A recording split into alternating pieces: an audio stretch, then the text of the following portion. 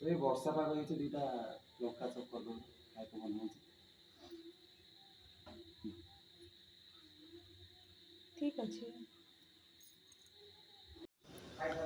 ମୁଁ ସବୁ ଲଙ୍କାକୁ ଧୋଇକି ପ୍ଲେଟ୍ରେ ଥୋଇଦେଲି। ତାପରେ ତାକୁ ଛୋଟ ଛୋଟ ପିସ୍ କରିକି କାଟିଦେଲି।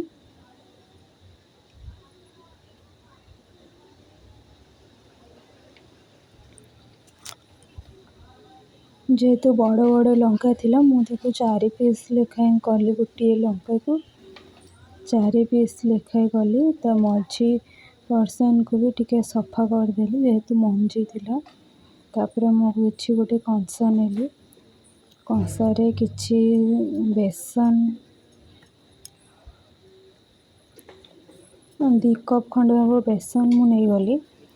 ତାପରେ ସେଥିରେ କିଛି ଲୁଣ ଅଧା ଚାମଚ ଆଉ ଟିକେ ହଳଦୀ ଗୁଣ୍ଡ ଅଧା ଚାମଚ,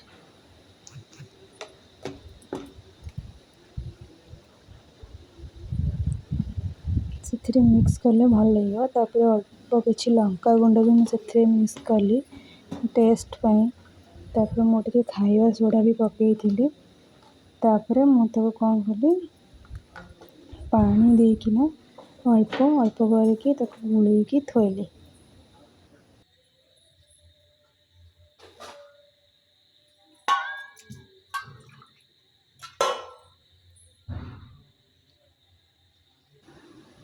କିଛି ପାଣି ଦେଇକି ତାକୁ ଗୋଳେଇ ଦେଲି। ଭଲ ଭାବେ ଗୋଳେଇବେ ଯେମିତି ତା'ର କିଛି ଖଦଡ଼ିଆ ଅଂଶ ରହି ନଯାଏ। ରହିଲେ କିଛି ଭଲ ଲାଗିବନି। ସେଗୁଡ଼ା ଇଏ ହେଇକି ଗଡ଼ବଡ଼ି ହେଇକି ଇଏ ଲାଗିବ।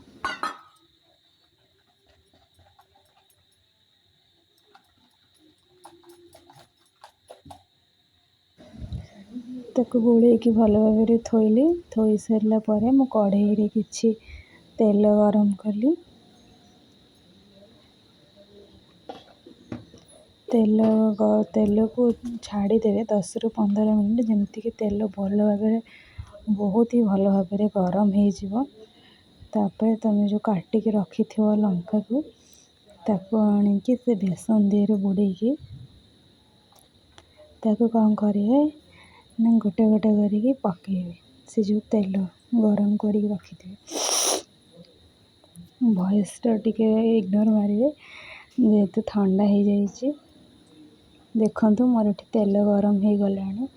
ତ ତାପରେ ମୁଁ ଏଠି ସବୁ ଗୋଳେଇକି ଗୋଟା ଗୋଟା କରିକି ପକାଉଛି। ସେଥିରେ ମୁଁ ଯେଉଁ ତେଲ ଗରମ କରି ରଖିଥିଲି ପୂର୍ବରୁ ସେଥିରେ ଗୋଟା ଗୋଟା କରିକି ଗୋଳେଇକି ବେସନରେ ତାକୁ ତେଲରେ ପକାଇଲି। ତାପରେ କିଛି ଟାଇମ୍ ଫ୍ରାଏ ହେଇଗଲା ପରେ ମୁଁ କ'ଣ କଲି,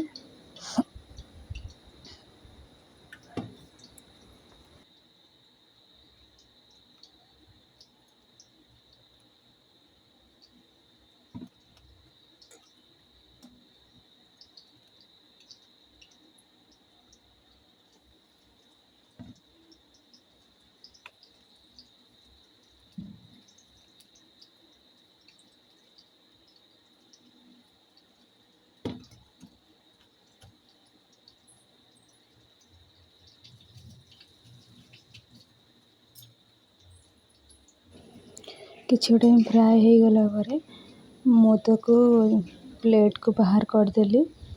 ଗରମ ଗରମ ସ୍ୱାମୀଙ୍କୁ ଦେଇଦେଲି।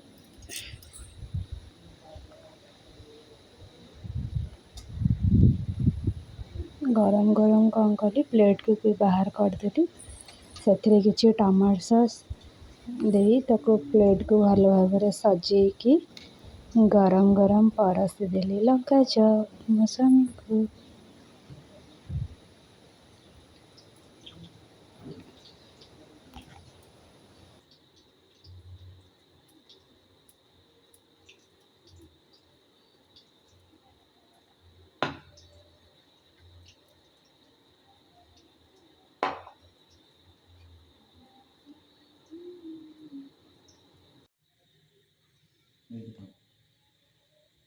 ତମେ କହୁନ କିଛି। ବେବି ତମ ଲଙ୍କା ଚପ୍ ରେଡ଼ି। ଦେଖିଲ ଖାଇ କେମିତି ହେଇଛି। ହଉ ଠିକ୍ ଅଛି। ହୁଁ ପୁରା ମସ୍ତ ହେଇଛି। ଯେ ବର୍ଷା ପାଗକୁ ନା ଏ ଲଙ୍କା ଚପର ଟେଷ୍ଟ ୱାଓ।